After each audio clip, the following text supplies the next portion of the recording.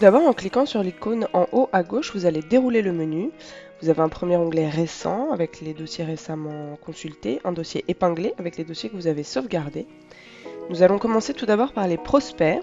Ici, vous voyez, nous nous retrouvons dans un tableau, un peu comme un fichier Excel. Vous allez pouvoir trier les colonnes par ordre alphabétique ou les filtrer. Vous avez une petite barre de recherche où vous pouvez chercher par nom, nom de société, prénom. Et tout en haut, vous avez une loupe qui est une recherche un peu plus globale. Et là, vous allez pouvoir voir à quelle entité appartient la recherche que vous avez effectuée. Donc là, par exemple, on voit bien, gestion appartient soit à des prospects, soit à des opportunités. Nous allons nous rendre sur la fiche d'un prospect. À gauche, vous avez tout ce qui est un peu plus général, le nom, le prénom, la fonction, le numéro de téléphone, l'adresse de la société, avec la map qui va se mettre automatiquement à jour. Sur votre droite, vous avez des informations de parties prenantes, équipe de vente et concurrents. Vous allez pouvoir rentrer à chaque fois des nouvelles informations sur les petits points qui se trouvent à droite. Pareil pour chaque section.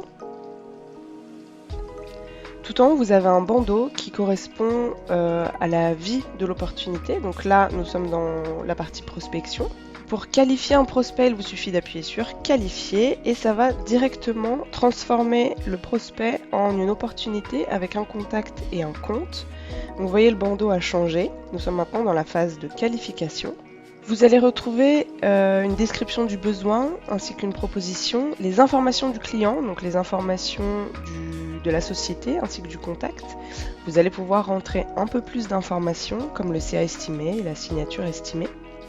Ici, vous avez un champ qui s'appelle prochaine relance qui va servir à vos commerciaux en fait à relancer la personne. Juste en dessous, vous avez une partie qui s'appelle chronologie qui est en fait un espace où vous allez pouvoir tenir compte de tous les échanges que vous avez avec votre client. Donc là, par exemple, vous avez le rendez-vous de relance qui se met automatiquement à jour.